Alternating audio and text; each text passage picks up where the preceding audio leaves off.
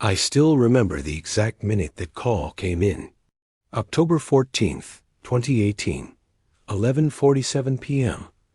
The office was almost dark, except for the low hum of the fluorescent light buzzing above my desk. I was finishing the paperwork on a missing person case that had been cold for years when the landline rang. Not my cell, the old phone on the wall that hadn't rung in months. "County Records, Detective Mason speaking," I said out of habit.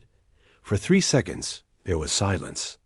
Then came a woman's voice, trembling, faint, like air passing through frost. "Is this police?" she whispered. "I need help. My husband. He's not home yet. It's been days.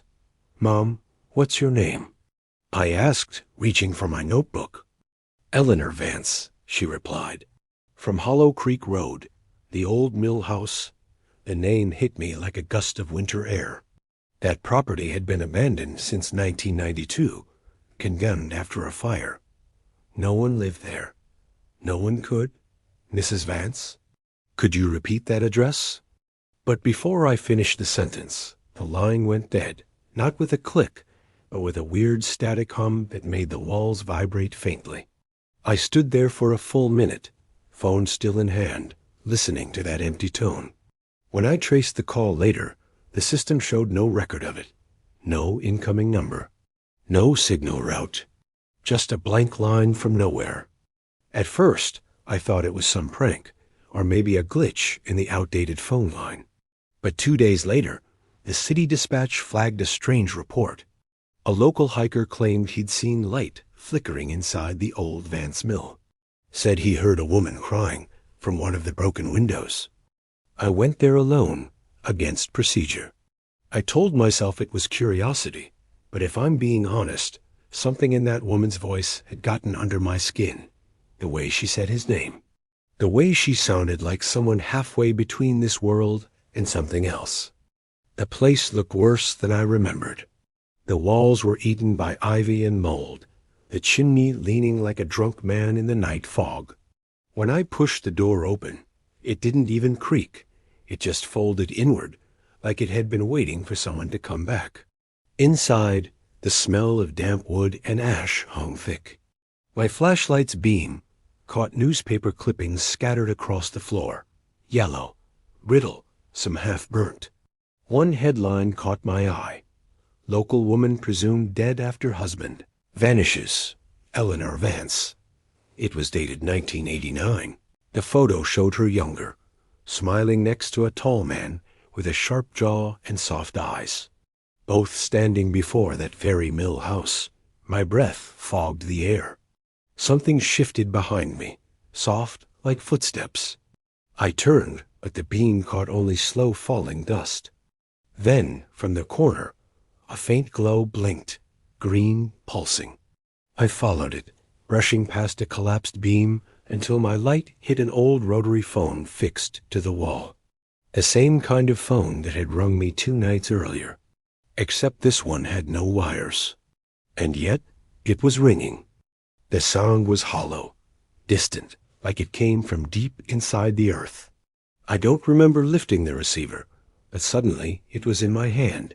Detective Mason. The same voice murmured, softer now, almost fading. "He's back. I can hear him in the woods. Mrs. Vance, where exactly are you?"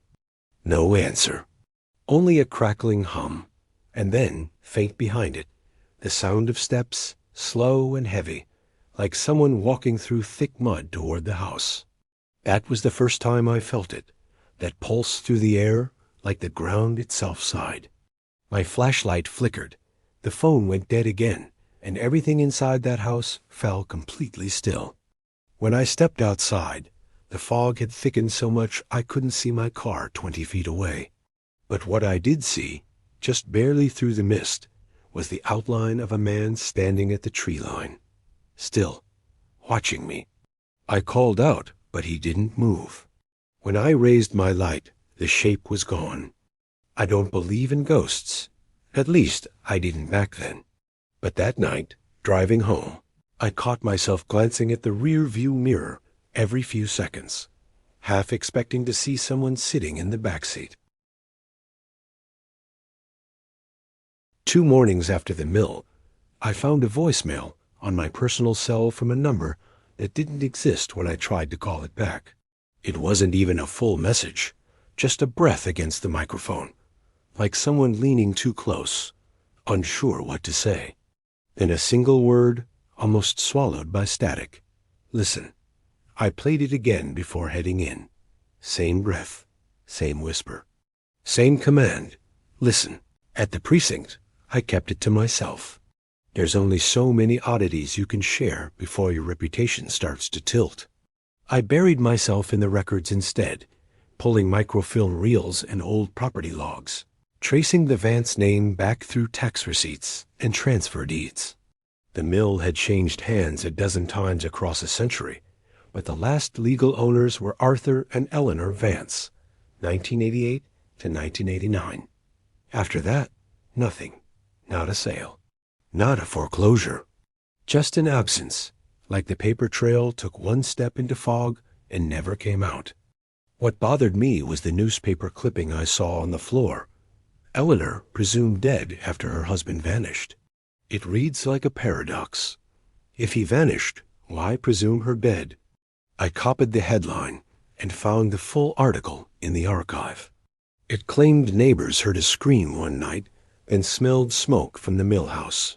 The fire crews arrived to a blackened kitchen and a collapsed porch, but no bodies, no footprints, only a shoe women's, size 7 caught in a drain pipe out back. Eleanor's shoe, according to a sister who identified it later. No case closure, no death certificate. Just that word again, in a different font, presumed. Around noon, I drove to Hollow Creek Road in daylight, telling myself I'd keep to the lane and not set foot on the property. The fog from 2 nights ago had burned off, leaving a sky the color of bone. The mill looked smaller in the sun, less threatening, more tired than ominous. I killed the engine and listened. No birds, no water wheel, just wind moving through the barley stems, like someone's hands combing hair. I noticed the telephone line that once ran to the house had been cut at the pole decades ago, the end wrapped with weathered tape and a plastic cone. No physical way for a landline to ring in there. Unless someone brought in a mobile rig, or unless the ringing wasn't a signal so much as an echo of one. I didn't cross the fence. I walked its line and looked for what the city hikers never notice. You learn to see what isn't there. A path too clean of leaves, a fence staple pried and put back, cigarette filters that don't match local brands. Near the copse to the east, I found a rectangle of earth tamped flat under blown needles. Someone had stood there often enough to make the ground remember it. The vantage pointed not at the house, but at the old well behind its stone ring, moss-choked, a silent mouth. The phone buzzed in my pocket. Unknown caller. I answered. Detective Mason, I said. No voice. Only the sound of water falling far away, then a faint chain rattle, like metal brushing stone. The line hissed and clicked and became my own reflection. Static. I said, Mrs. Vance? And the call ended with a tone I haven't heard since I was a kid, the flat infinite of a line that isn't there. That night, sleep was a surface I couldn't break.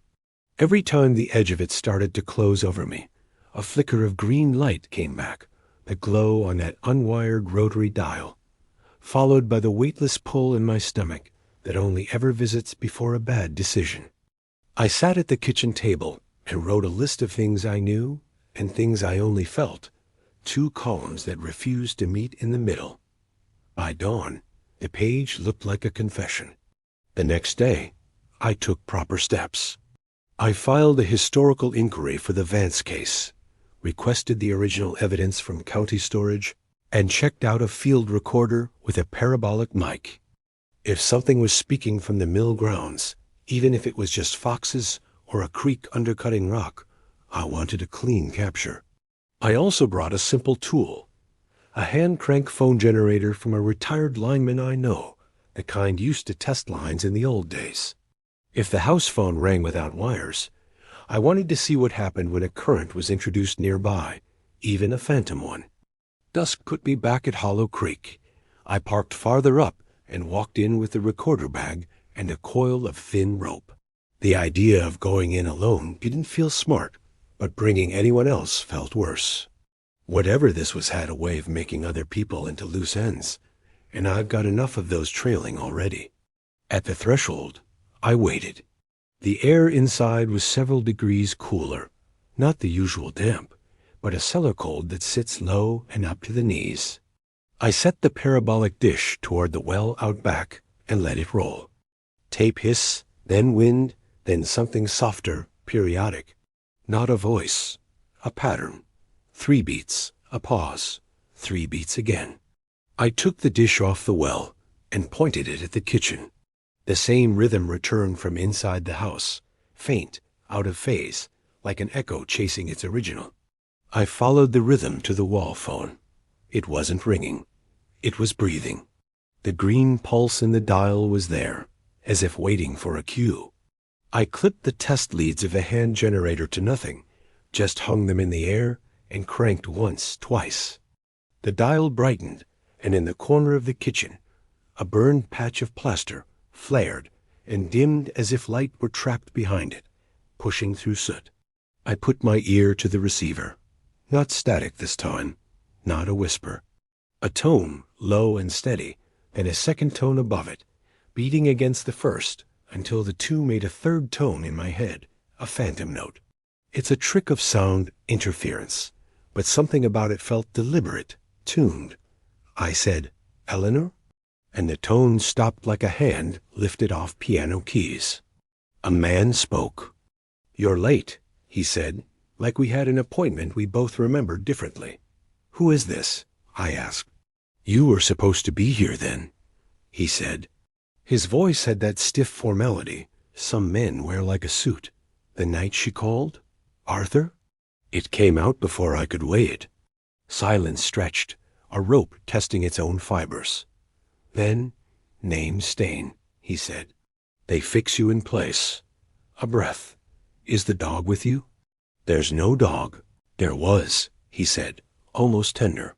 "He wouldn't come inside after." A pause, a rustle, as if the phone's other end had wind. "There's a ledger in the mill office. Behind the second shelf.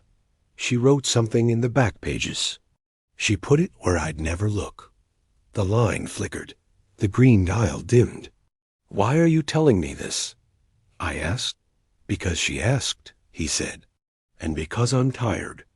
The last word stretched, grainy, as if pulled over rough wood. "You're late," he added, softer. "But maybe not for everything." The phone went dead so completely that I heard the house around me again, the slow tick of cooling beans, a drop of water somewhere finding the same path as yesterday. I went to the office. Calling it that is generous.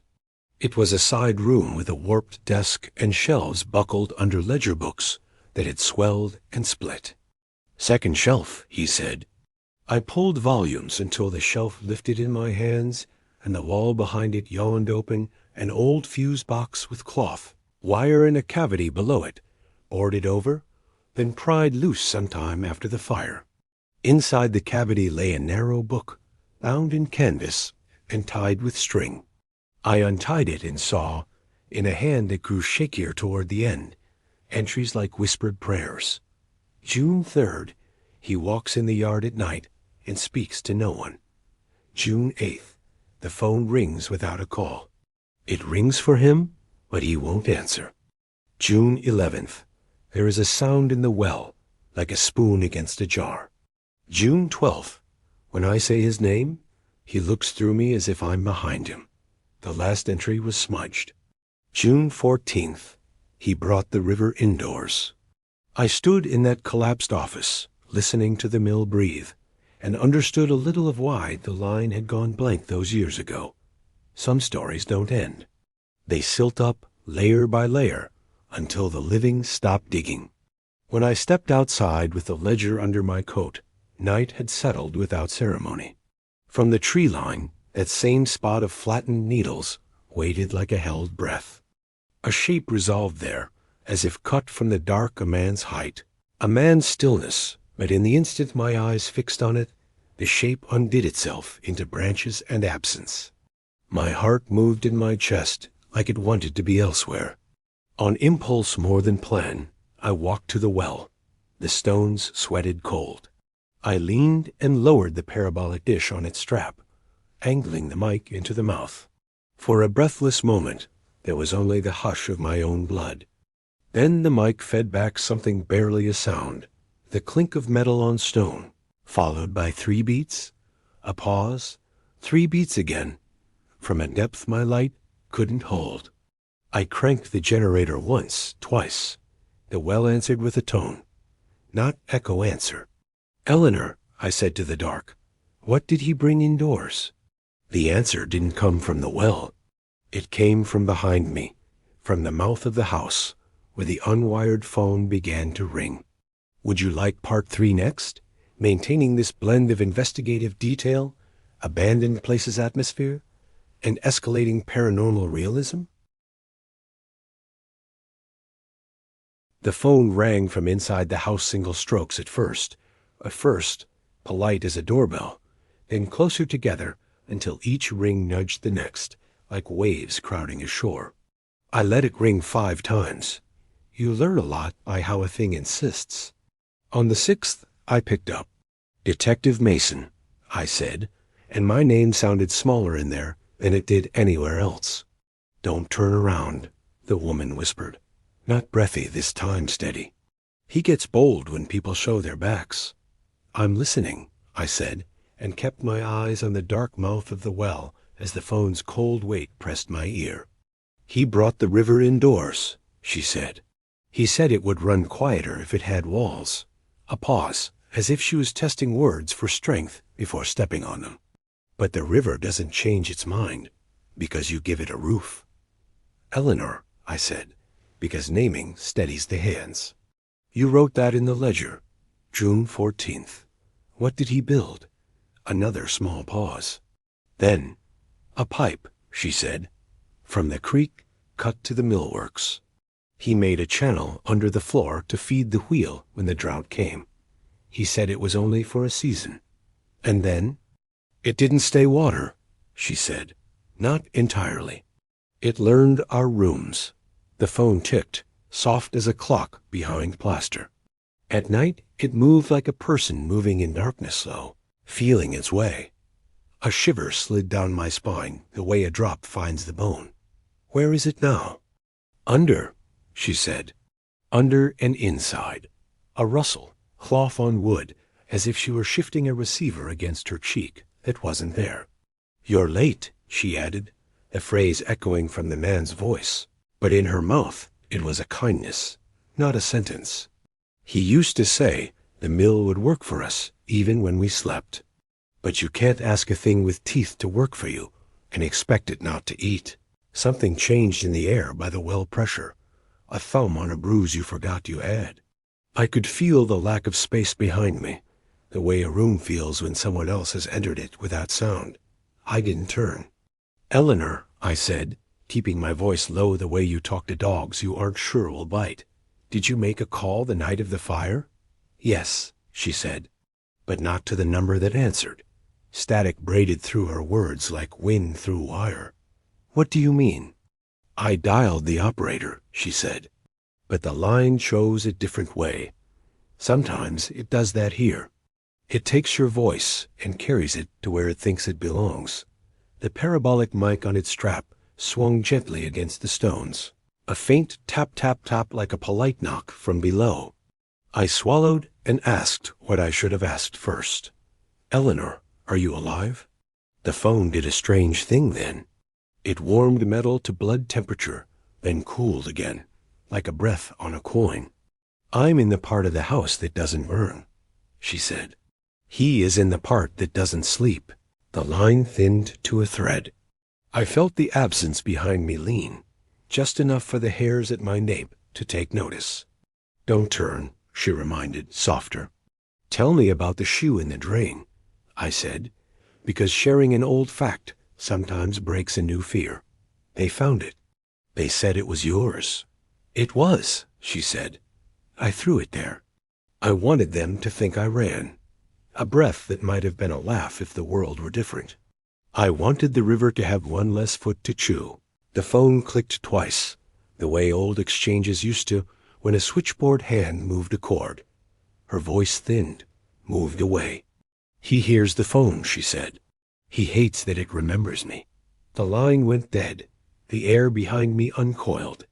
Whatever weight had gathered at my back retreated through a doorway that the house had not owned when I walked in.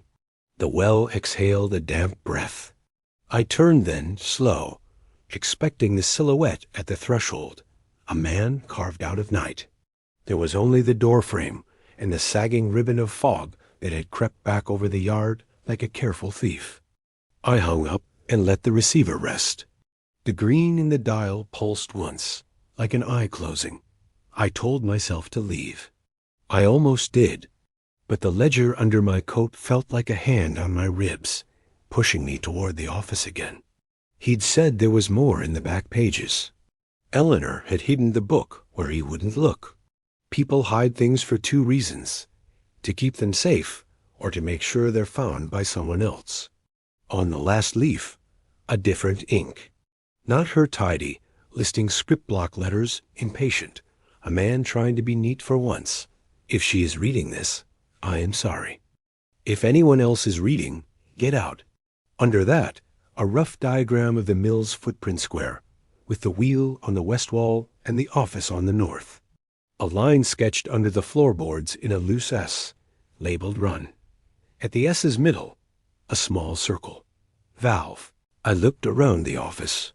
In the north wall, where the shelf had been, a patch of newer boards didn't match the rest. Someone had pried and replaced them multiple times. I set the ledger on the desk, got on my knees, and pressed my palm flat to the boards. Cold radiated through the wood, as if something metallic lay close beneath.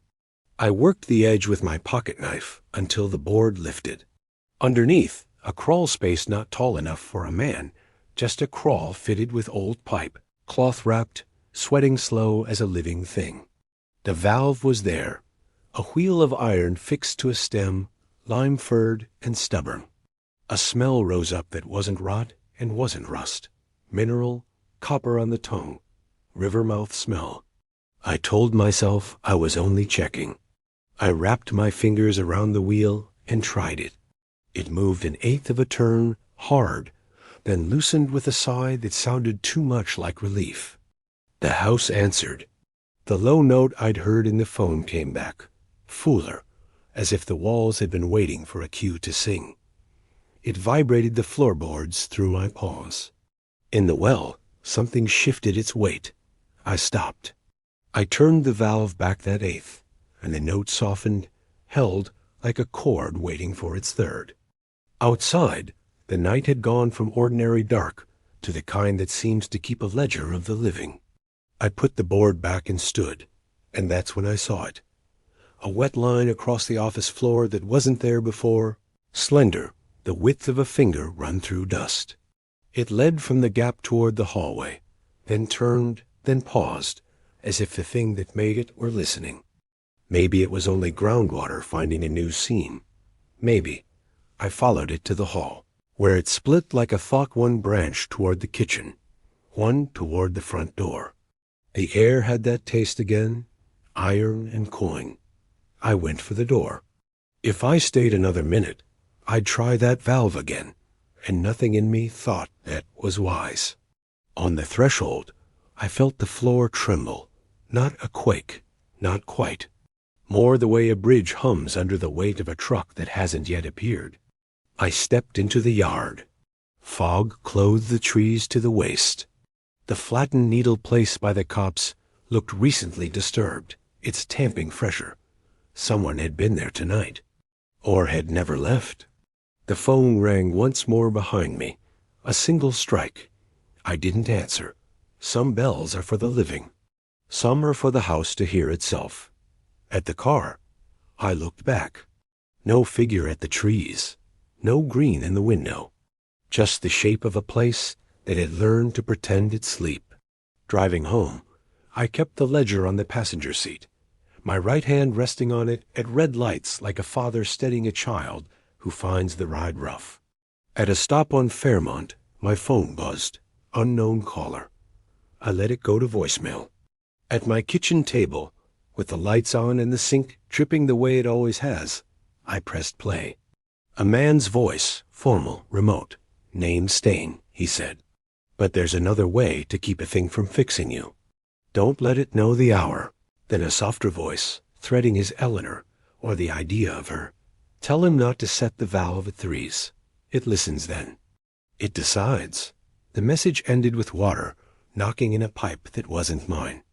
I set the phone down gentler than I meant to, and opened the ledger to the middle, where the entries ran tight as stitches. June 15th, he keeps the valve on 3s. 369. He says it hums better then. June 18th, he woke with silt on his teeth. June 22nd, the phone rings when the creak is lowest. The clock over my stove read 11:47. The time the first call came, the number that never existed.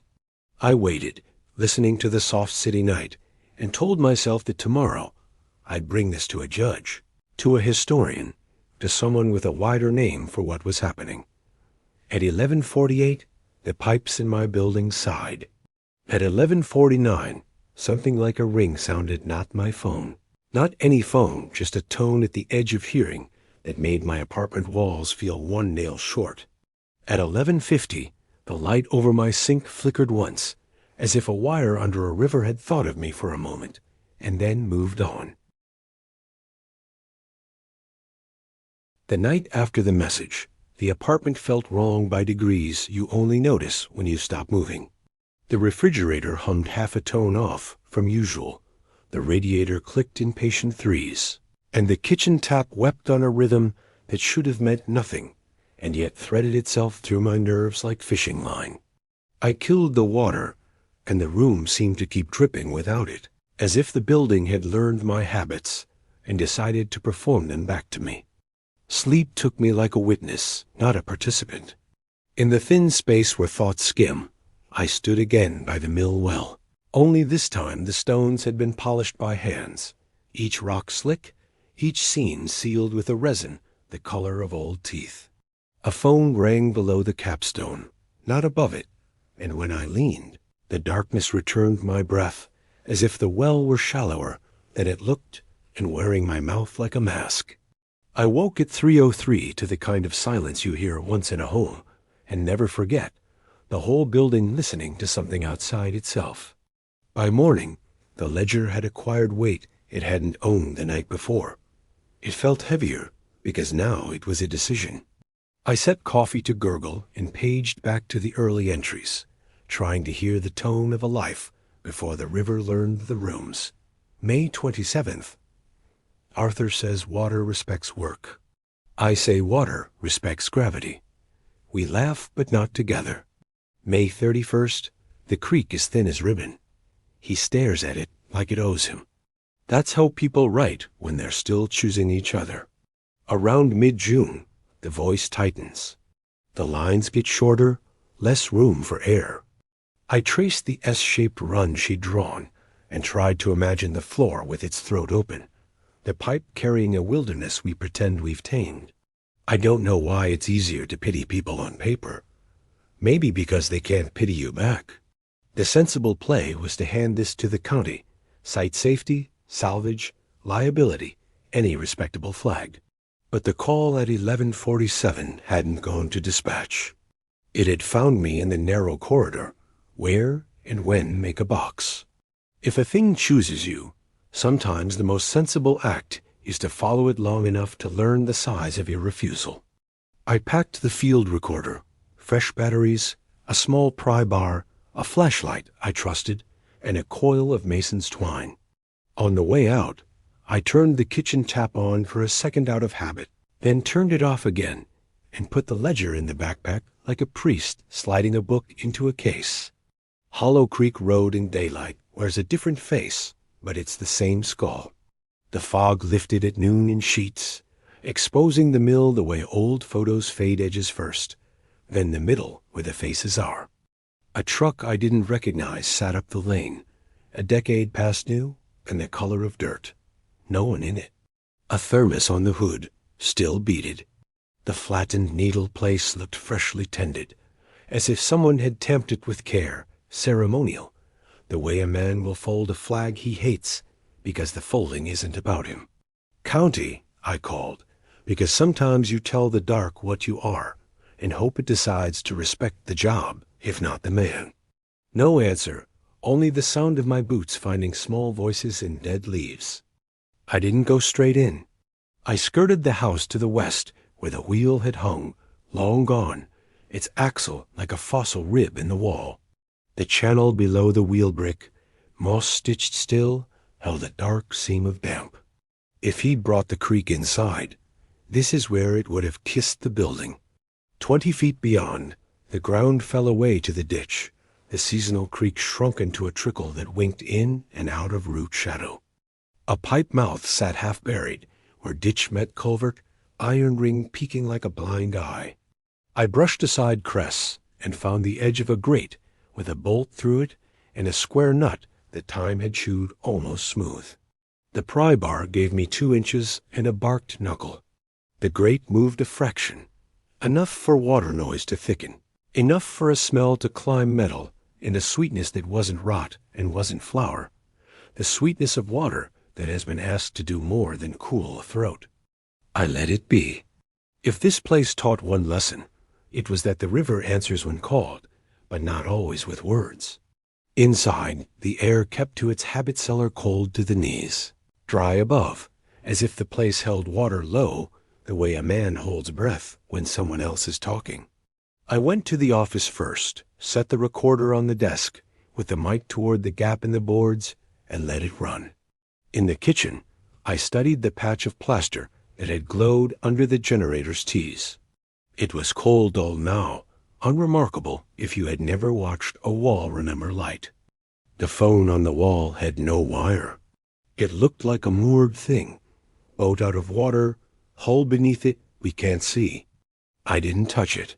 Instead, I chalked a line on the kitchen floor from the threshold to the hallway, then another from the hallway to the office, small marks at 3-foot intervals. If the wet line returned, I wanted a map of where it chose to be. It didn't take long. The ground note came not from the phone or the walls, but from below, a low vowel that made my chest sympathetic.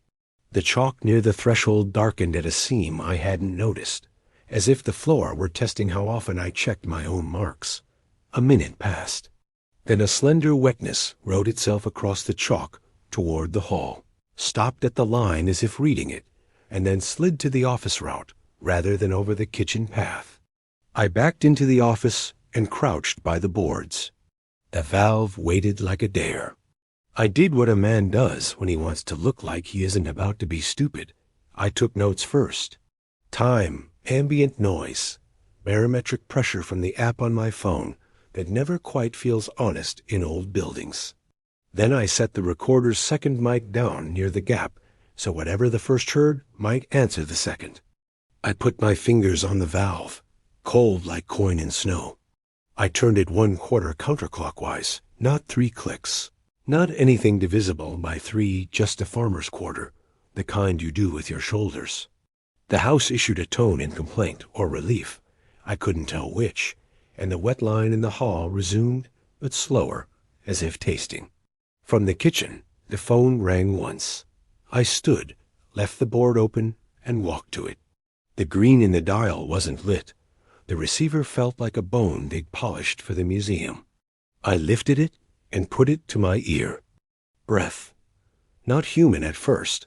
A draft's memory, then the hint of someone at a distance. Hesitating. Not 3s, she said. Please, I didn't, I said. Good, she said, and the relief in that single syllable weakened me in the knees, as if she'd been holding a door against something, and I had finally put my shoulder to it, late, but there. What happens at 3s? It counts, she said, and when a thing counts, it chooses. Is Arthur with you? I asked, though I already knew the answer I was afraid to hear. He's with what he wanted, she said. and what he wanted learned his name. It wears it now like a path. I looked at the chalk, at the wet, at the pathway it had chosen.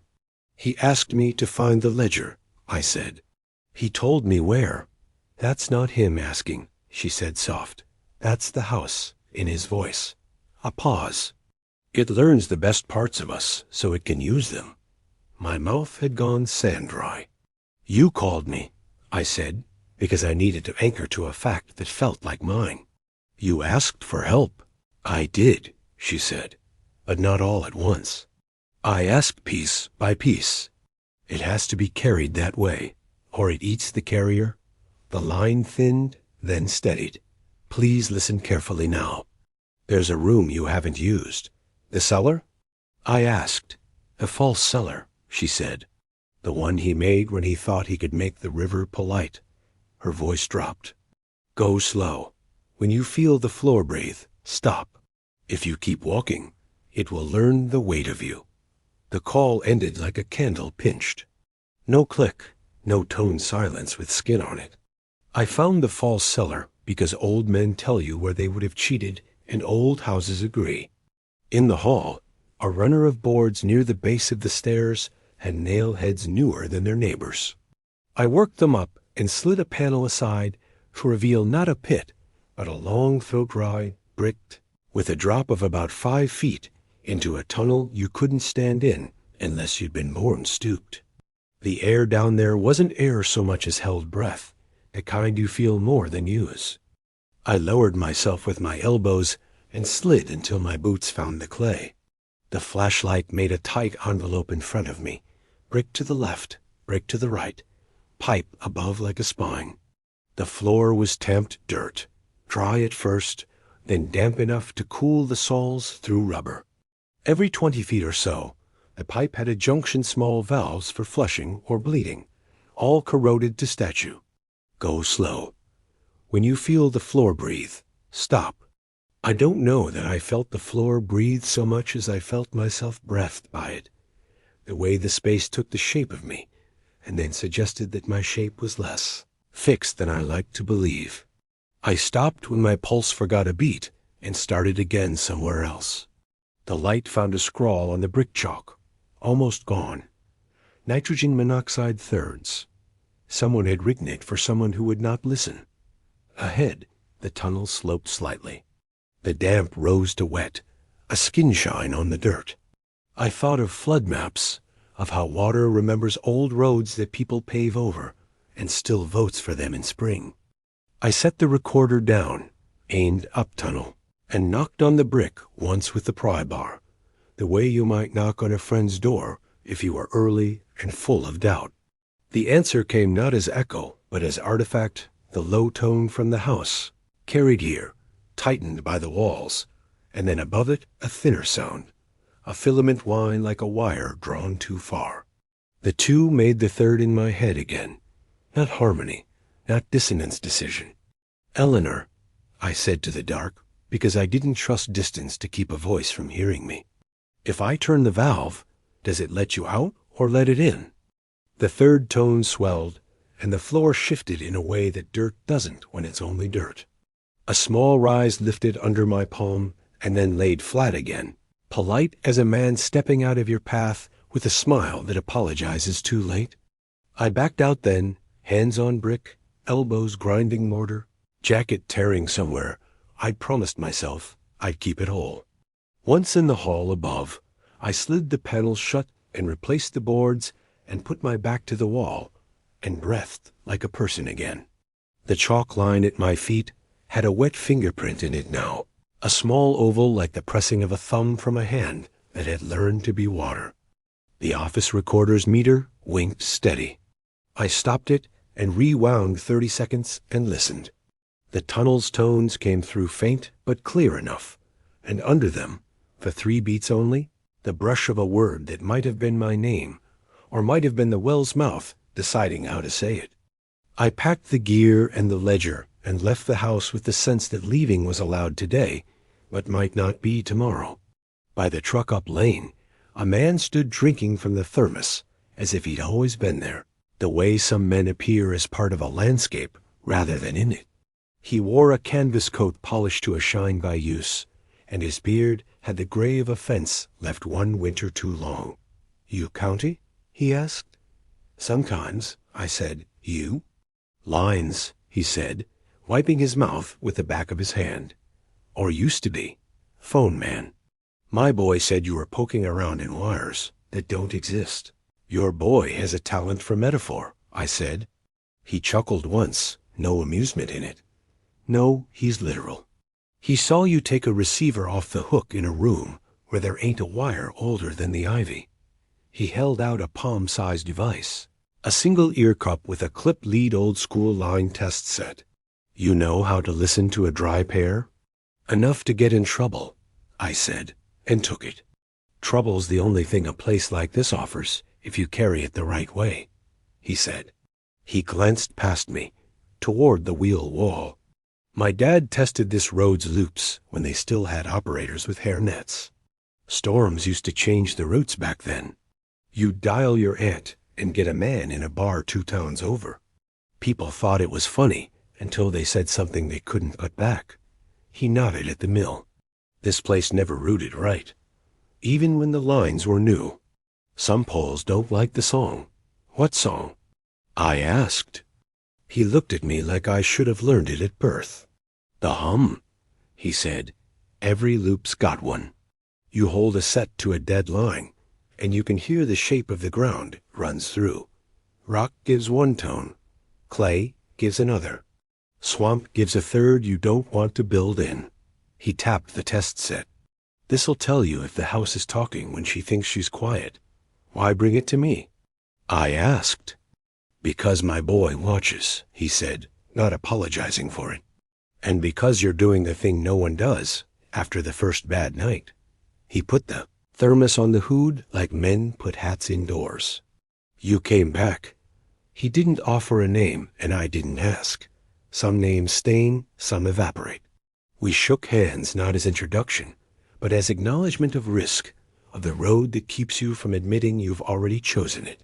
Back at the apartment that night, I clipped the test set's lead to nothing, just air, just curiosity, and put the cup to my ear. The hum wasn't in the line, it was in the building, in the neighborhood's old web of copper and bad decisions. It was the low civic chord of a city holding itself together by agreement. Beneath it, faint, the other tone, the one the mill had taught me to hear, the decision note. It was less a sound than a posture. The clock over the stove slid toward 11:47. I set the ledger on the table and dialed my voicemail as if I might hear the man again telling me not to let a thing know the hour. Empty. Then the radiator clicked once, twice, 3 times, and the apartment's pipes answered with a knock like a spoon against a jar. I said out loud what you say when you feel yourself losing your argument with the world. "Not 3s, I told the air, and turned the kitchen tap on for exactly 4 seconds and off again, like that could make a difference.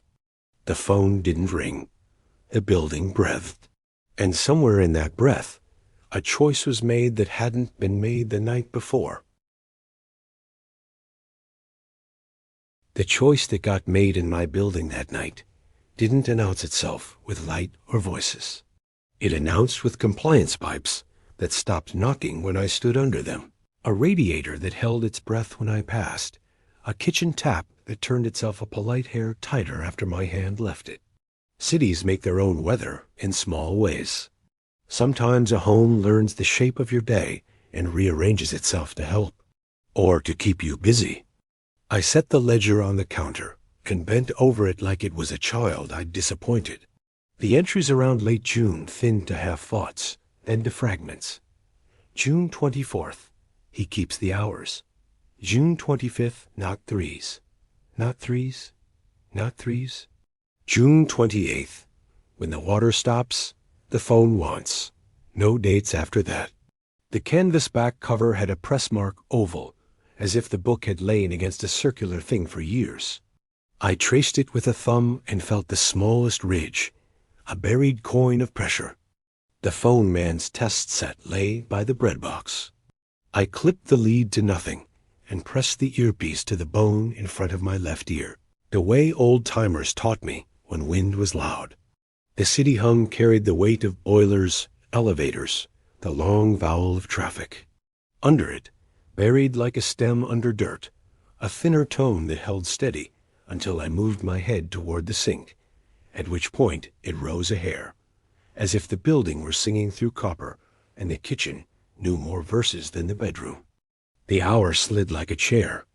At 11:47, I said her name out loud, not into a phone, not at a wall, just into the room that had decided to notice me.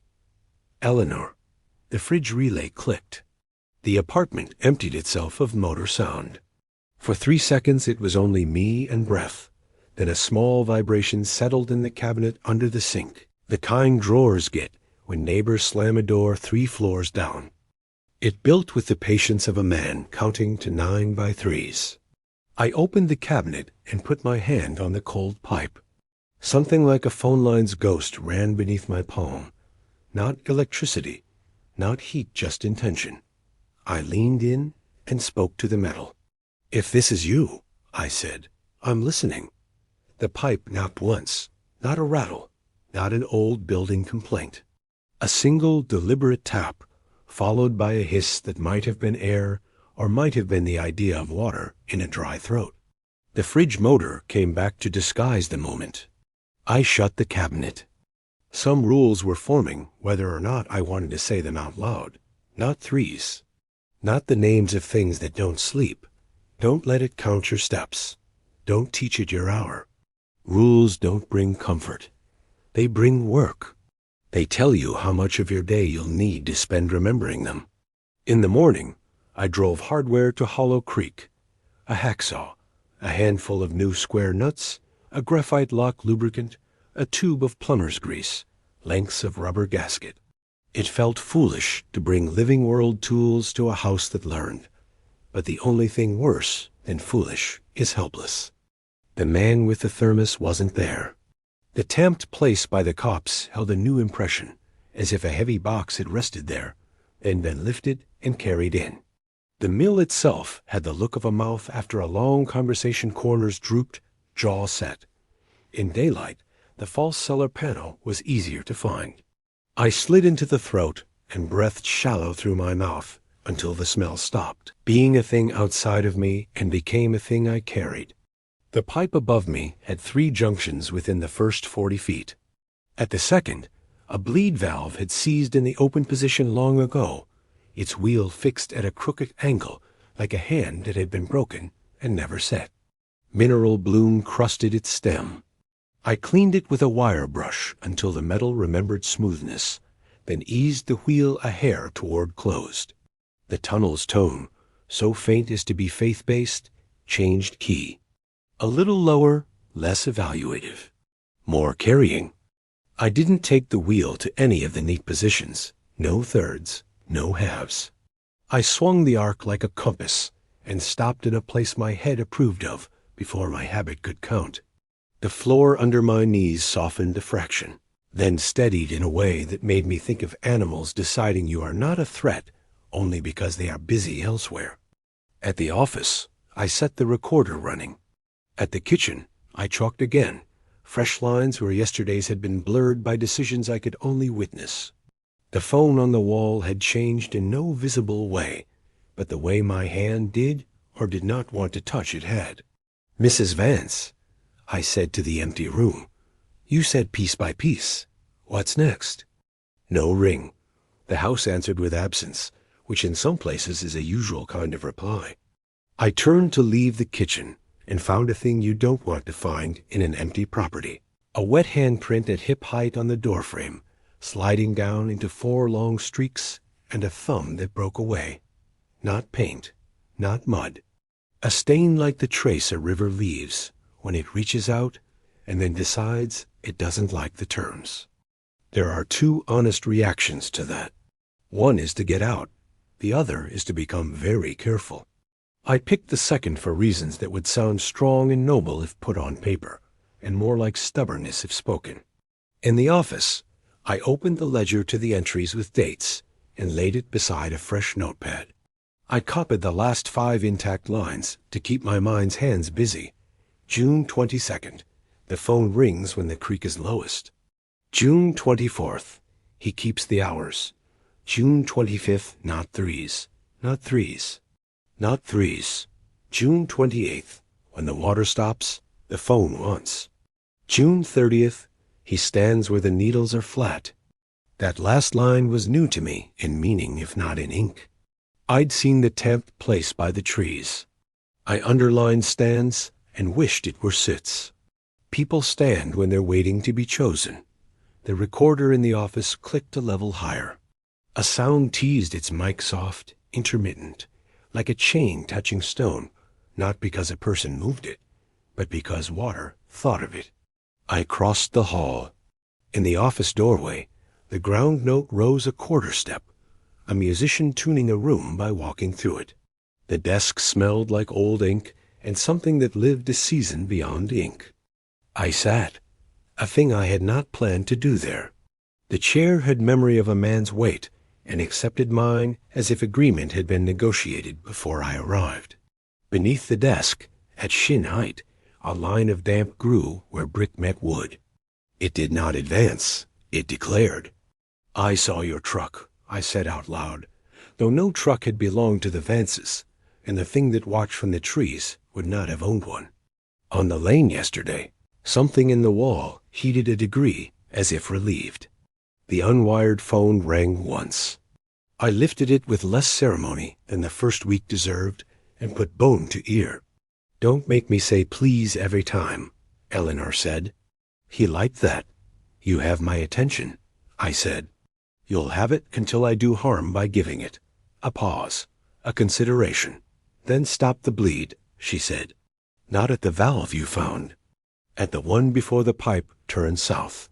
"I've only seen 3 junctions," I said. "The turn isn't within." "It isn't within a person's reach," she said, and there was apology in it. The way women apologize for physics they didn't vote on. "But it listens when it thinks it will be fed." "Call it." "How?" "Say his name, but not the name you know. The one he used when he wanted to be kinder than he was." "The house likes that one." "I don't know it," I said. "It's in the ledger," she said, "not as a name. As a way he signed a thing." The line ghosted. I flipped the ledger through the back pages, then forward into the middle where invoices had been pasted and later torn out. On one staved paper, a half-peeled corner showed the leftover ink of a signature, not Arthur Vance, not a Vance, but A. Vale. An affectation? A business alias to buy in a year that looked bad? Vale like a valley, 8-way for water. "Vale," I said, and the tunnel under the hall answered with a shift like a sleeper turning for a better dream. "Again," she said, and her voice softened to protect the word from the place it would travel. "But don't couple it with your time. No hour, no count, no thirds." "Vale," I said once more, and above the office threshold, dust moved that hadn't moved since the year printers inked with oil. The tunnel deepened its attention. The low note decided to carry rather than judge. I slid into the false cellar throat and crawled to the second junction. The bleed wheel I'd loosened felt like a shoulder that would remember a hand. Ahead, another junction where the pipe bent down a few degrees south as the page's diagram had drawn it. No valve a person could touch from here, only a shadow of a locking collar beyond reach. "Stop the bleed," she'd said. At the one before the pipe turned south. The one I'd eased closed must be the one. And yet the dirt under my palm didn't feel convinced. I closed my hand around the wheel and turned it a little more toward the nonsense position I'd chosen earlier. Away from quarters, away from thirds, into a fraction that lived between intent and accident. The pipe made a sound like someone choosing not to sigh. Upstairs, a knock came that wasn't wind. A polite knock, then another. The recorder in the office metered it as 2 peaks. 2, not 3. Good. I backed out to the hall, head taking new chips of mortar, shoulders deciding that the jacket wasn't worth what it cost. At the panel, I paused because the air there thickened, not hotter, not colder a density, that lives in church doors and hospital elevators.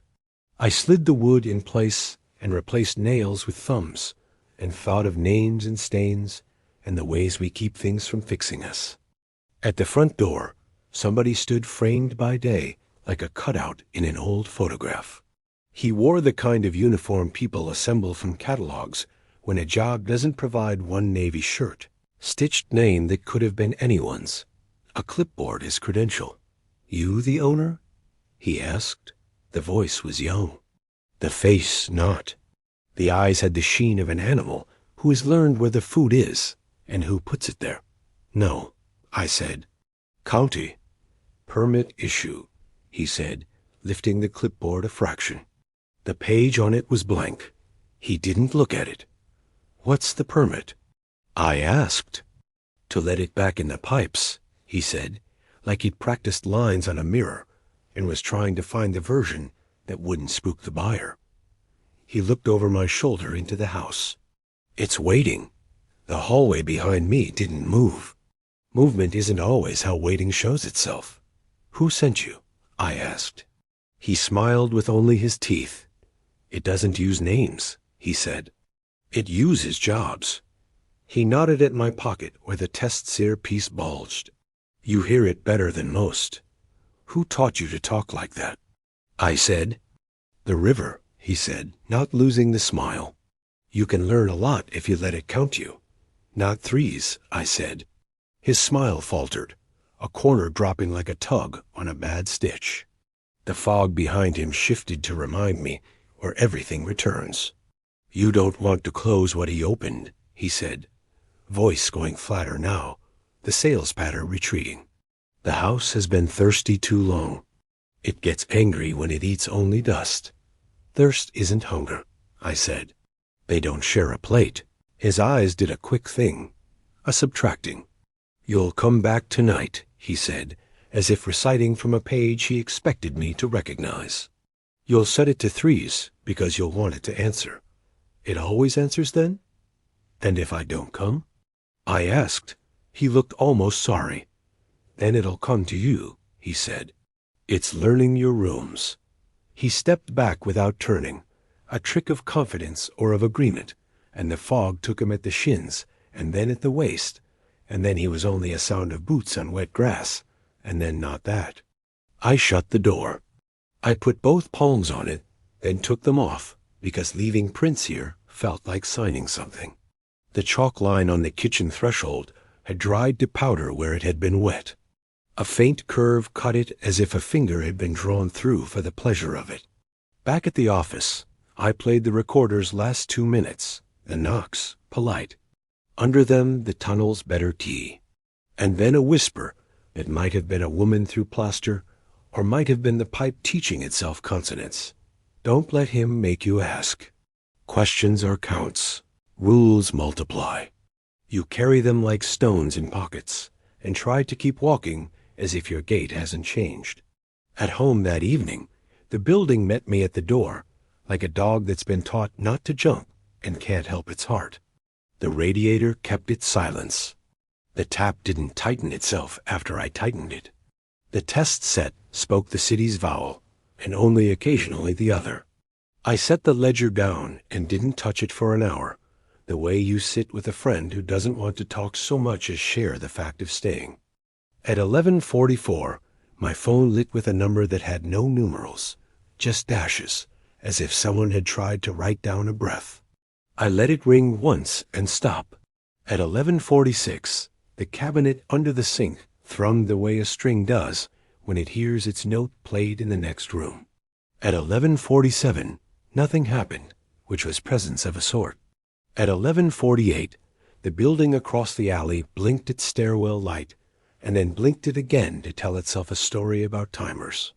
At 11:49, the pipes in my wall made a sound like a spoon against a jar. I said the word I'd promised not to say outside that house. "Veil," I said quietly, into my kitchen night. Something under the city took one careful step in my direction. When something takes a step toward you without moving its feet, the only polite answer is to decide what kind of guest you're willing to be.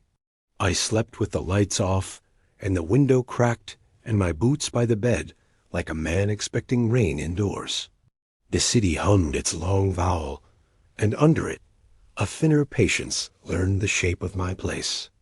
At 3:03, the building stretched a timber tick, a pipe sigh, and then settled the way a dog does when it chooses the floor next to your chair over the rug across the room. I didn't get up. If you're going to keep rules, you have to let them keep you back. Morning washed the apartment of its night habits. The test earpiece gave me only the municipal chorus.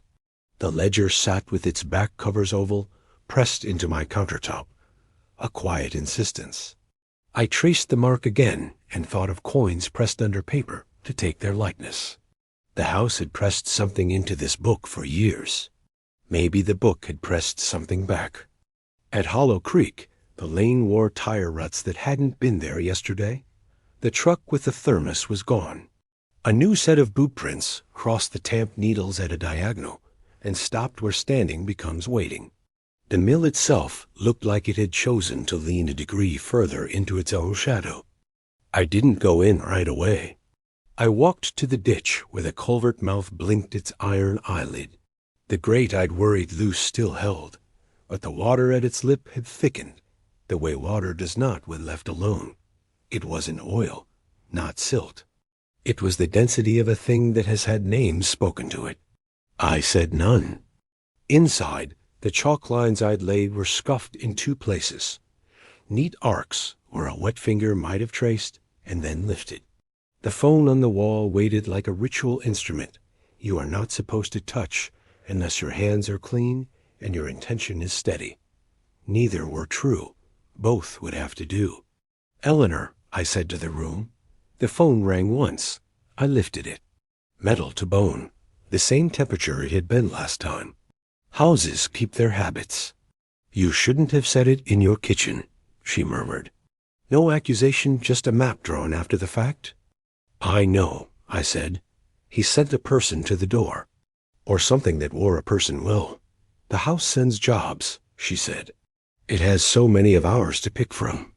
It listens for the language we trust and uses that to knock." "I found the south turn," I said.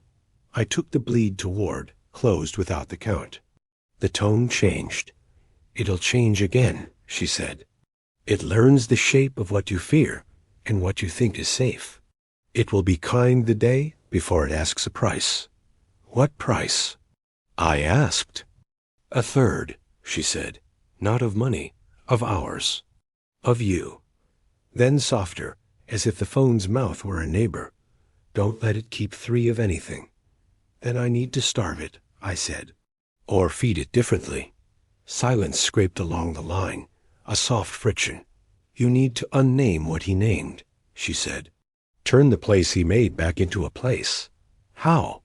The word fell like a penny in a well, chased by small hopes I didn't want to count. "The ledger," she said. "He kept numbers in it. He taught the house to expect them there. Numbers carry promise. Promises carry doors. Erase the doors and the room remembers it has walls. A pause, but do not cross out. Crossing out is counting backward. Wash, fade, let the paper forget. I brought nothing that erases without force," I said. "You brought yourself," she said, and the line's thin mercy warmed a degree.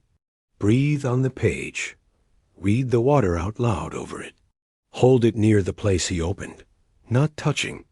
Close enough to make the house curious, and then deny it. That feels like teasing a dog that already wants to bite," I said. "It's closer to taking a bone from its mouth, with meat still on it," she said. "But I am asking." The last word carried fatigue and a steadiness neither of us could afford to spend. The call thinned. I set the receiver back on its cradle, as if it could bruise. In the office, I opened the ledger to the invoice section, where columns of figures once showed grain in, flour out, water used, hours kept. Many pages had been torn. What remained had enough arithmetic to teach a room to expect rhythm. I breathed warm across the ink and watched shiny turn to matte.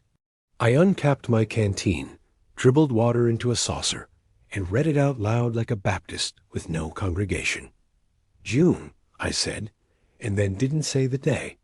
Drought, I didn't say the measure. Work, I didn't say the hours. River, I didn't say the count. Slow, patient omissions. Beside the desk, the baseboard grew a darker line and then lightened, as if an ear there had perked, and then remembered it was only wood. In the hall, the false seller breathed once, the shallow kind people do when they pretend to be asleep, and then held. I carried the ledger to the edge of the panel and sat cross-legged with the book over my knees, close enough for the pipe below to feel that what it wanted was nearby, not close enough to get a taste. I read again, the way you read to a child you're teaching to nap. Rain, I said. Wheel, stone, each a noun without its number, a thing without inventory. The tunnel's tone lowered a fraction, workshed instead of engine room. The damp at the seam withdrew to consider its options.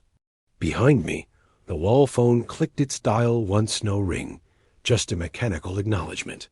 I imagined a switchboard operator in a room of ghosts, moving a cord from one jack to another and frowning, because sometimes the line chooses its own route. When the ledger pages dried under my breath, the ink looked a little less sure of itself. Not gone, faded like memory that decides to save a person by misplacing details that hurt. I closed the book and set it on the floor, spine to wood, and waited without timing. From the trees outside, a crow made the shape of a call, but withheld the sound.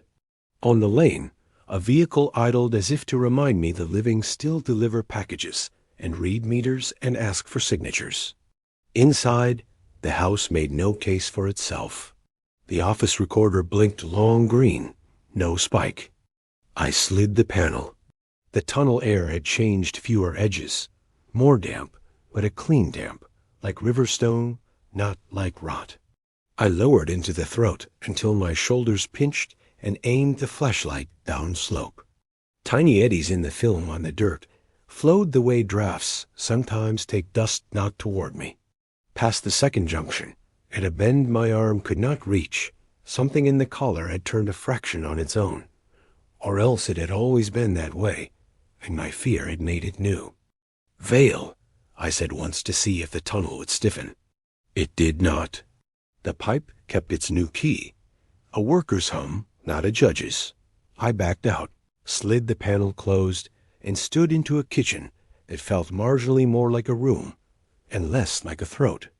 I allowed myself an unwise thought. Maybe he'd fooled me, the one at the door with the clipboard, when he promised the night would bend me. Then the phone rang. Not the wall phone. Mine. Unknown. No numerals. Ashes. Detective Mason, I said, because habit is a life raft. No breath. No static. Just a small sound like fingernails on beeswax. A drag and lift, patient, as someone tracing letters they haven't yet learned to read. Mrs. Vance, I said. A different voice answered. Male. Not the salesman's, not the formality from the first night. A neighbor voice. The kind men use across fence posts when they want to borrow a tool without admitting they broke the last one. Friendly, if you weren't listening to the river under it. You're making it forget, he said. That's not kind.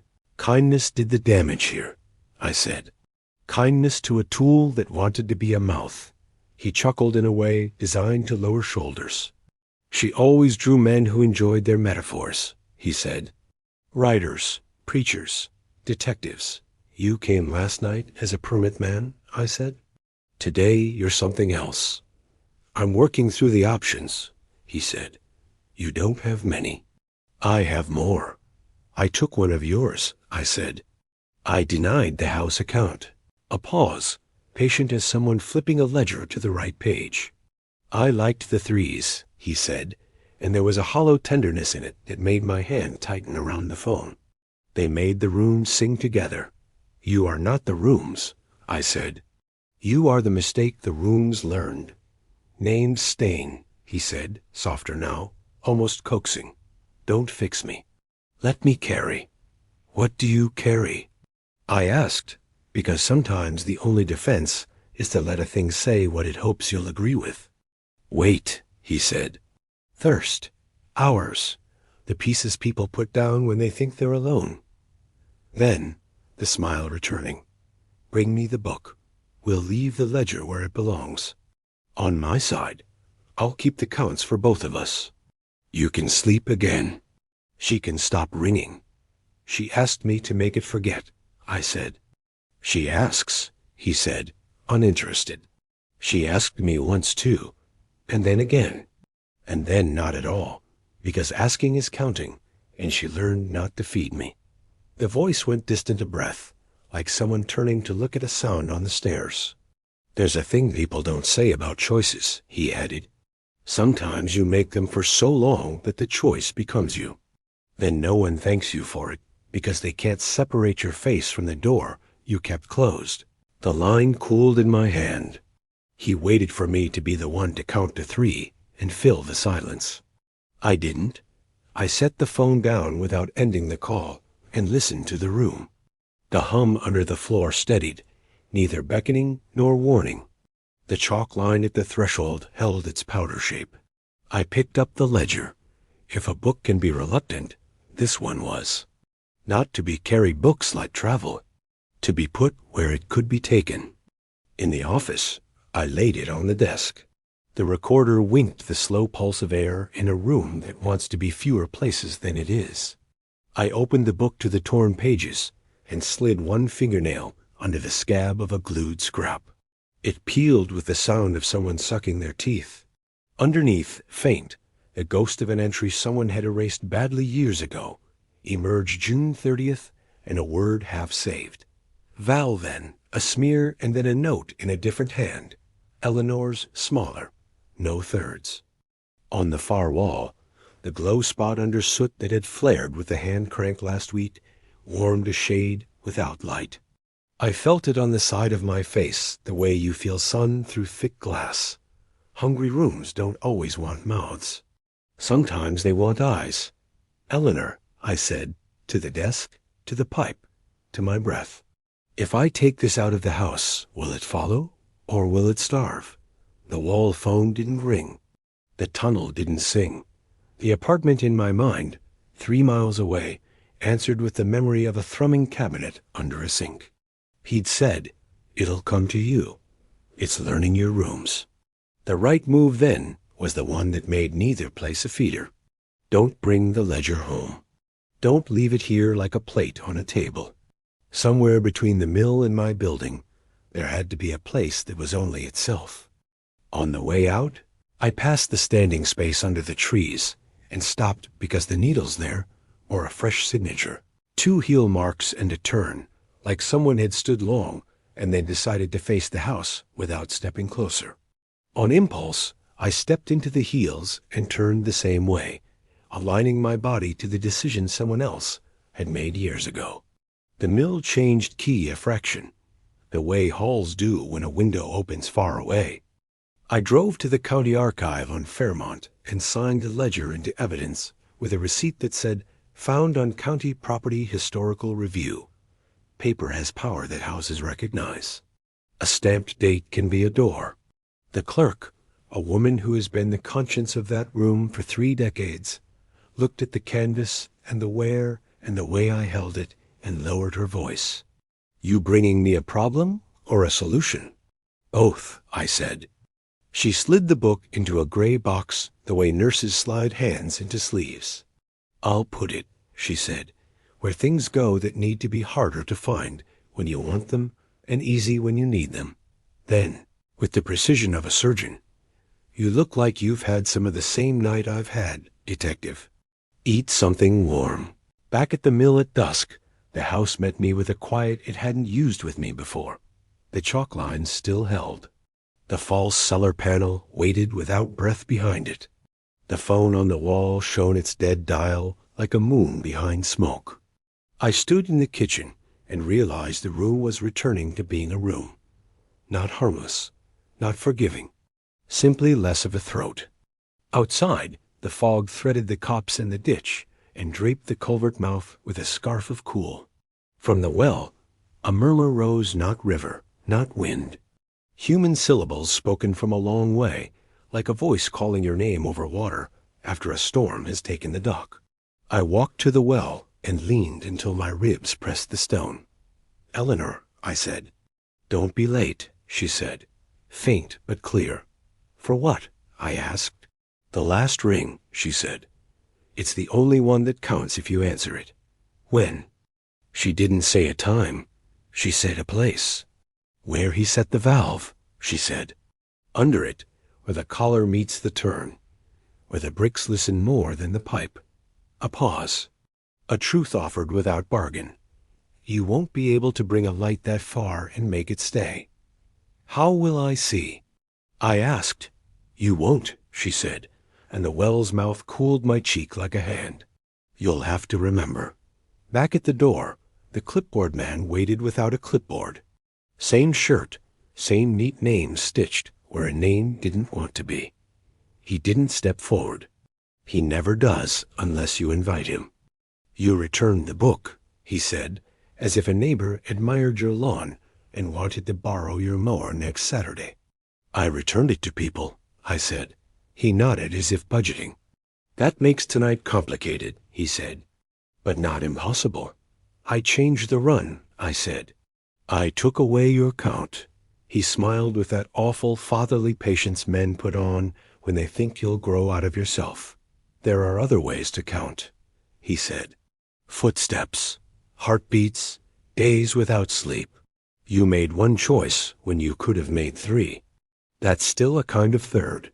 "Then I'll make one more," I said, "without your voice in it." "I don't need to speak," he said. "You brought me the word I needed already, Mason." His eyes lifted to the house. "You brought me your rooms." He stepped back into fog. The house didn't invite. The well didn't breathe. The culvert mouth blinked its iron eye. I went inside and sat on the floor at the top of the false cellar and put my palms on the board where the tunnel begins. Under my hands, the faintest of pulses mine, the houses, the cities found a shared slow beat.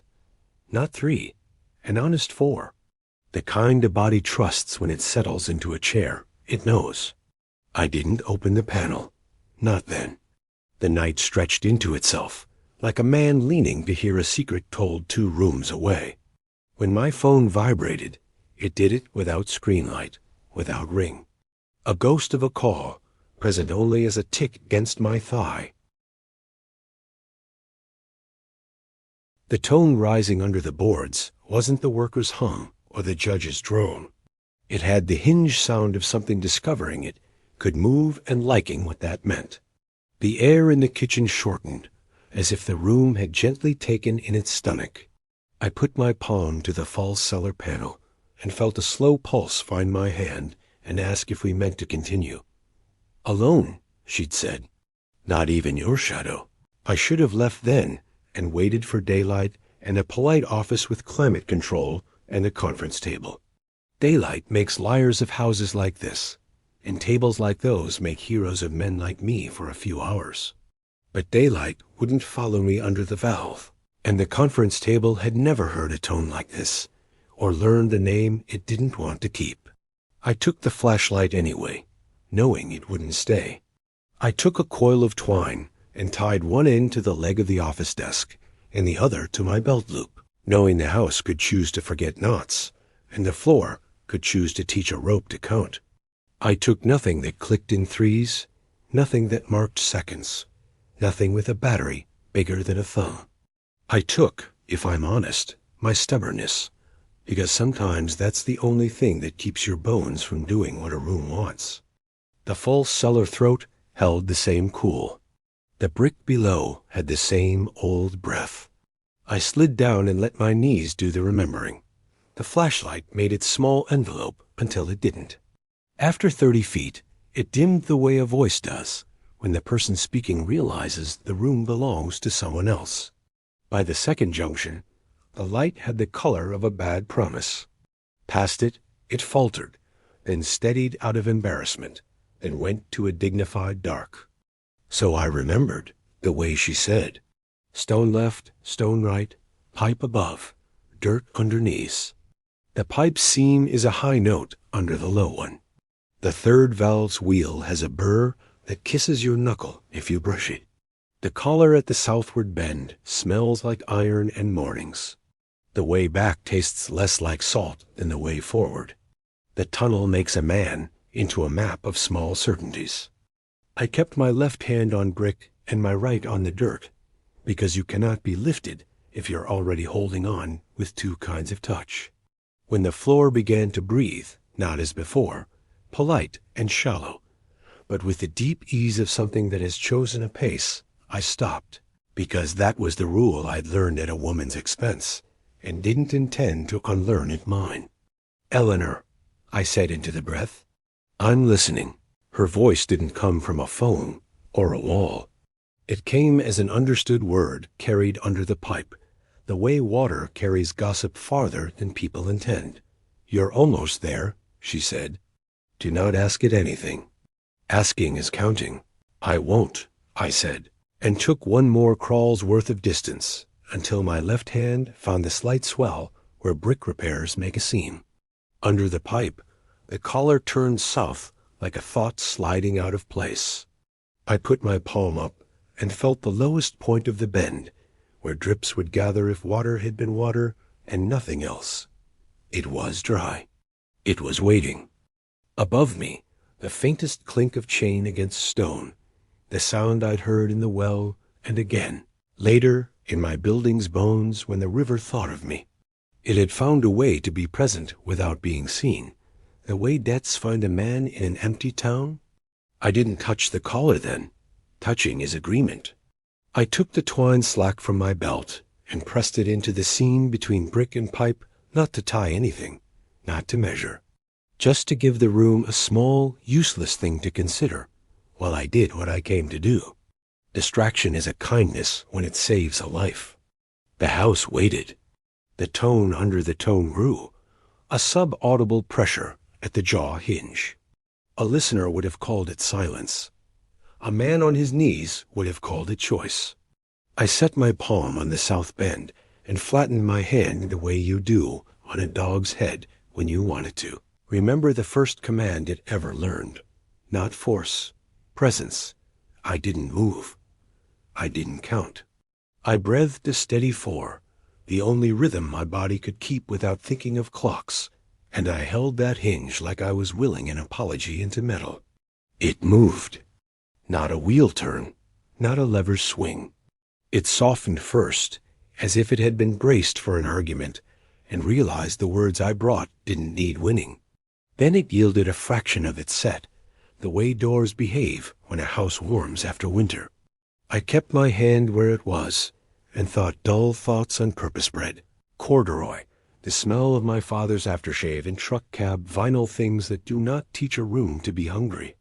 When I felt the tiniest draft on my wrist, I took my hand back. The pipe sang a lower note. The ground under me steadied. The twine in the seam held, dampened by nothing, counting nothing. I backed out slow and remembered the scuffed places, the burkiss, the seam. The flashlight regained face-saving brightness in the last 12 feet, and then decided it had never left me. In the hall above, the air had gone thin in a relieving way, like the end of a hard rain. The phone on the kitchen wall did not ring. The chalk kept its powder, undisturbed except for footprints I recognized as my own. At the well, night had gathered with more purpose than before. The fog wore itself like a coat that fit. I leaned over the stone and said the word I'd kept like a coin in my mouth. Now I told the dark, because a when isn't always a time. Her answer rose not from the well, but from the wheel wall to the west, as if the bricks there had finally decided to be a mouth. "I can leave the part that burns," she said, "but I need the house to forget the part that keeps." You made it softer. "You told me to be on time for the last ring," I said. "It's close," she said. "It will try to be kind before it counts. It will tell you a story with your name in it, and hope you finish the ending the way he did. Behind me, the underforest voice of a man at a neighborly distance drifted from the copse, the same patient tone he'd used at my door, and at the house, and on the line that showed only dashes. "You did good work today," he said. "You made it ready." That was the hardest part. I didn't turn. Turning grants an angle, then an invitation. "You're running out of jobs to wear," I said. He laughed like a fence post shakes in wind. "You want me to be the villain of your version," he said. "That makes the next choice easier for you. But you're here because you're tired of easy choices that leave the same kind of ache." I brought the ledger to people, I said, to remind both of us I still owned one thing. "You brought the ledger to a room with different doors," he said. "Rooms aren't people just because people keep them. A book is a plate until someone reads it. You know that better than most." I kept my hands on the well lip, palms singing with cold stone. "If you're going to make an offer," I said, "you have to make it now." "Walk away," he said promptly, almost cheerfully. "Let me carry the rest. It'll be kinder for both of you. She'll stop ringing. Your building will learn a different hour. The mill will be a place again, and you'll go back to paperwork with names that stain and then fade. The river will have a wall it can respect. No threes," I said, to keep my mouth honest and my spine straight.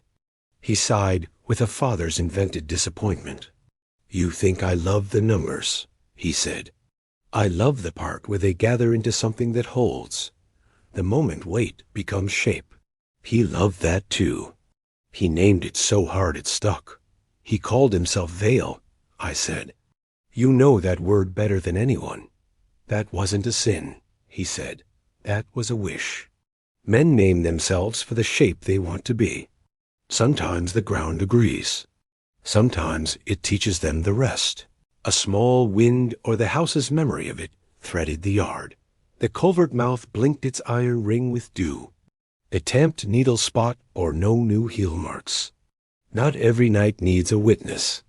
"Tell me the story," I said, not out of curiosity, but because I knew he would tell it whether I asked or not, and asking on purpose keeps a man from being told inside himself. "Tell me how you want it to end." "You go down," he said, the words gentle as a blanket you took for a child. "You touch the collar you softened. You turn it 3, and you hear the room sing one last time in a key they haven't found since '69. She steps out of the part that keeps it into air, and she thanks you in a voice that will make your bones want to start over. I take the hour you don't need any more. You keep what matters. Everyone sleeps. And why would you need my hour?" I asked. "It's already in your pocket," he said, a smile in the sentence. "You've been feeding me with every careful thing you didn't say." I took my hands off the well. I turned and faced the house because not facing was starting to feel like giving a trick too much power.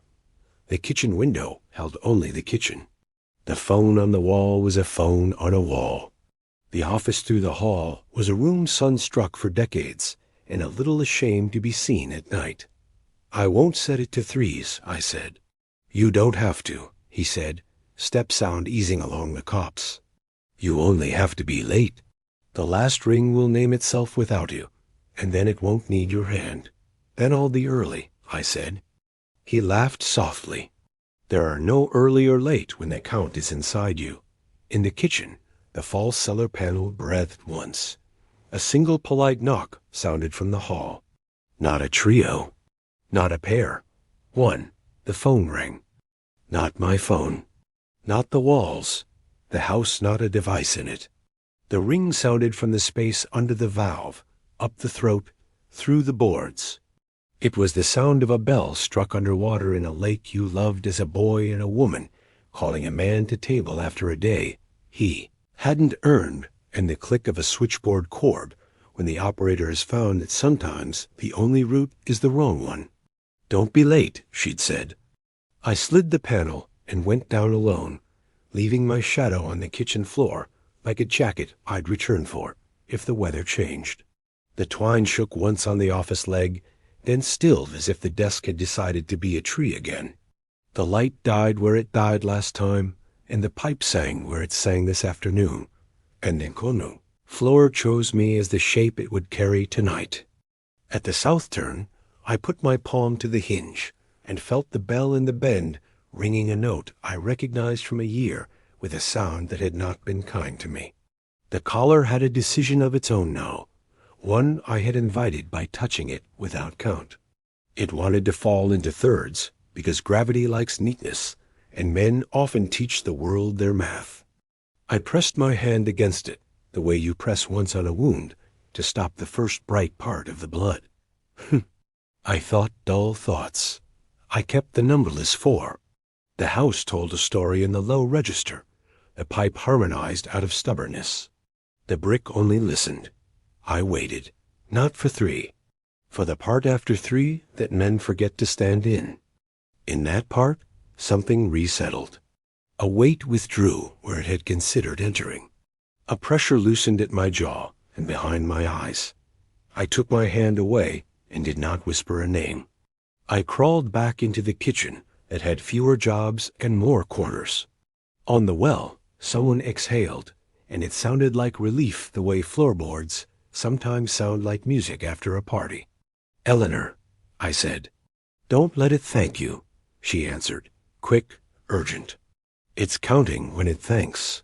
"I won't," I said, and then the room tried. It lined up all my best things and held them where I could see them, and made gentle offers and told truths about how tired a man can be, and gave me a father's hand on the shoulder that wasn't mine, and a warm apartment where pipes only sing when they have to, and a case file with a stamp that would close the year in a neat bow. I looked at all of it the way you look at a museum diorama, admiring the detail, grateful for the craft, and bored in a way that keeps you honest. "Not 3s, I said, to no one and to everything.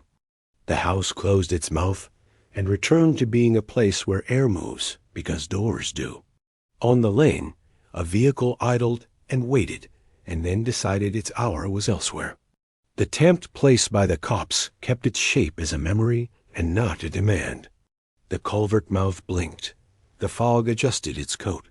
I sat on the kitchen floor with my back to the cabinets and let the last ring pass through the boards into my bones without keeping any of it. If there was a thank you, I didn't hear it, because some mercies are quiet when you learn the rules in time. The wall phone never rang.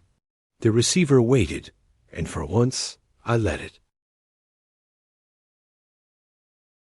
The last ring passed through the boards and out into the bones of the place like weather-changing rooms. A minute later, maybe 2, maybe an hour, because time stops being a ruler in houses like this. The air learned how to be ordinary again. The kitchen smelled like stone and ash and old flour. The office smelled like ledgers do when they've remembered paper is wood. The phone on the wall allowed itself to be an object. The valve below kept its softer set without asking for applause. I didn't move right away. If a house has learned your speed, you give it a new one. I let myself be slow. I let my chest count 4, and then 4 again, quiet as a man kneeling by a bed in an empty room, because kneeling is what he knows, not because anyone hears him. When I finally stood, my knees grumbled in a familiar human way, and the floor didn't answer. That's a mercy you don't know you've been waiting for, until it comes. The well wanted a visit. I could feel it from the threshold, the way a child's stare tugs a father after a too long day. I went out and leaned until my ribs remembered last winter's. Bruise and put both hands on the stone because the rule's like 2 palms. "Eleanor," I said. For a moment, silence acted like itself. Then a spoken breath rose without the water's mouth moving air. Not from below. From the ring of stone, from the seam where mortar meets the hand-smooth lip. When a place lets its edges speak, you're past the tricks. "Not late," she said. The voice didn't tremble now. It didn't announce its hurt and ask for a verdict. It wore its hours the way older women in church wear black without explanation, without apology. Not early. Just not counted. That was the point, I said. It will try again. It always does, she said. But it will have to learn you new, and it dislikes the labor of that. A branch moved in the copse, not a boot, not the neighborly salesman with jobs to wear. Just a tree finding a smaller wind. You can leave the part that burns, I said, repeating what she had told me as if saying it in another hour would make it stick. I can leave the part that counts, she said. He taught this place to keep. You taught it to forget without hate. A pause, a softer thing. Thank. Don't, I said, smiling, because sometimes saying no is an act of tenderness. The stone cooled a degree. The ring in the bend under my palm was gone now, like a fever that takes its last hour as a lesson, and then moves on to someone who will not hear it. The culvert mouth blinked its iron eyelid with regular runoff. No heavy body of denser water shouldering for purchase. The tamped needle place by the trees kept its shape as memory and not as appointment. Inside, I lifted the wall phone's receiver out of habit, because habit is how you inspect miracles without wrecking them. The bone felt like bone. The line was nothing at all, the good kind. I put it back. I slid the false cellar panel aside and peered into the long throat. The pipe above breathed the way pipe does when carrying its narrow business. No tone I couldn't name, no overtures. The seam where I'd tucked twine now held nothing. The string lay beside the gap, dry, a length of uselessness that had done its job. Sometimes the tool is the distraction, not the fix. I stood in the kitchen and waited, because one ring always teaches you to expect the next. Nothing came. Not from the house, not from the well, not from the lane, not even from the memory of my building, which had been teaching itself to hum my hour like a hymn. Driving home, the ledger-shaped absence on the passenger seat felt like the first real piece of evidence I'd handled in weeks. My hand kept reaching for it at red lights, the way a father's hand reaches to steady a child who isn't there anymore. Every man has a phantom weight he steadies when no one's watching. You hope it makes you gentler. You try to keep it from making you late. The clerk at the archive had promised a box with fewer doors. She kept her promises. When I called from the lot, she said, "Filed," and the word sounded like a gate you close when you mean it. I told her to log the case as historical assistance, unbilled. She said the county hates free miracles, and I said I'd make it up to them in fines, and she laughed like a woman who knows a man will be back to pay his debts, whether or not a bill arrives.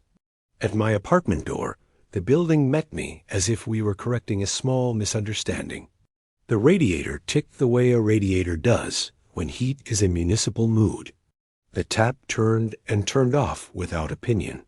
The cabinet under the sink stayed a cabinet. At 11:47, nothing happened.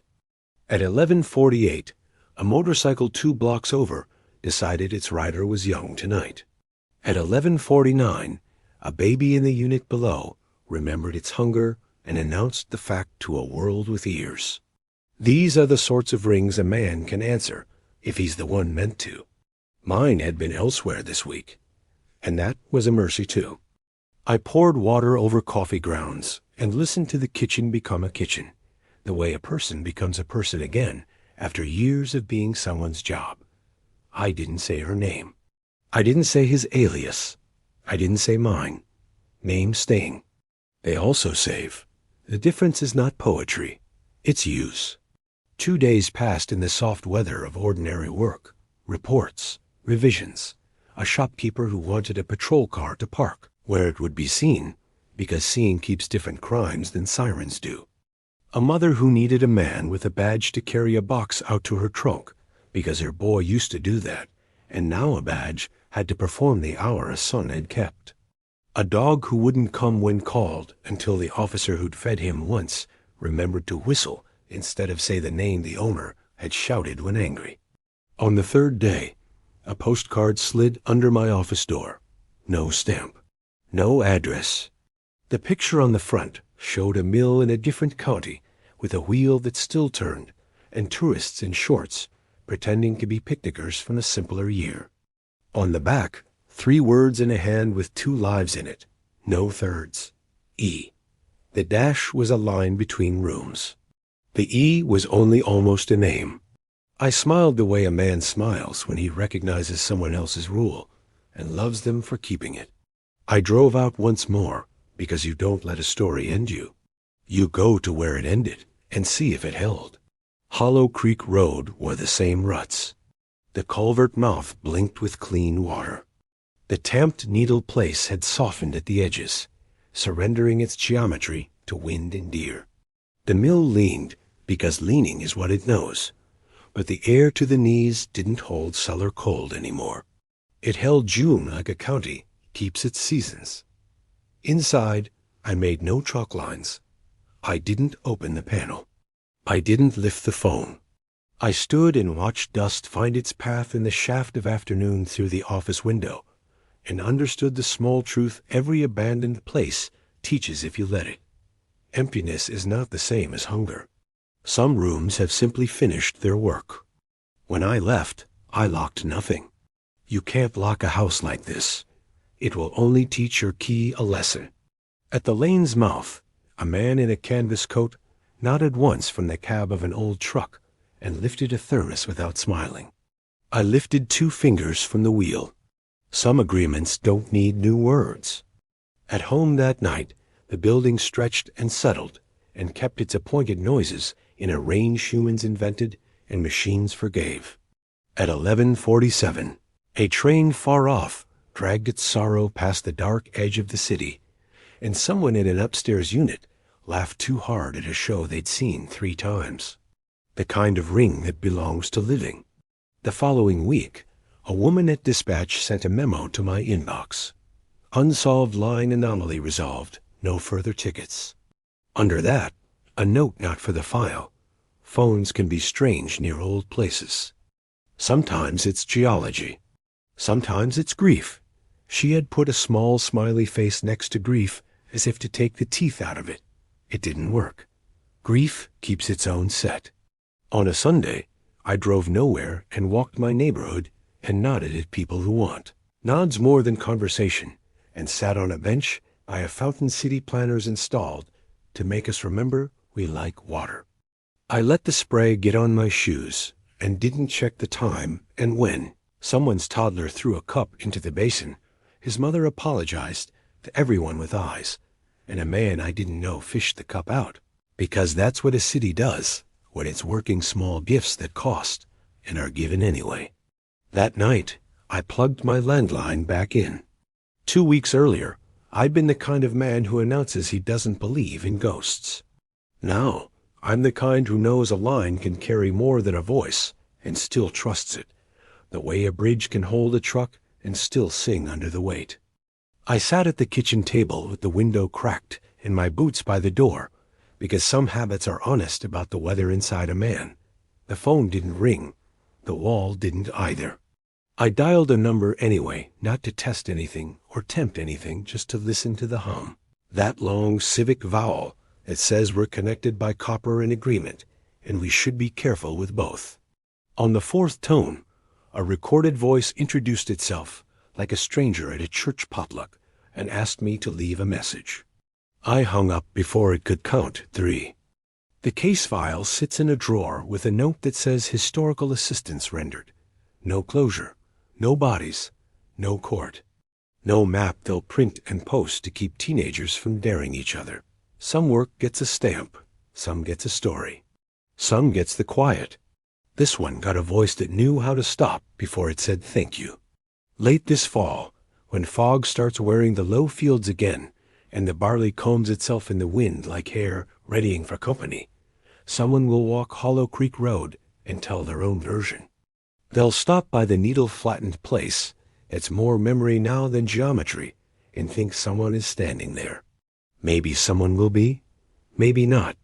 They'll say they heard a phone ring in a house that hasn't had a line since the year a good man made a bad channel.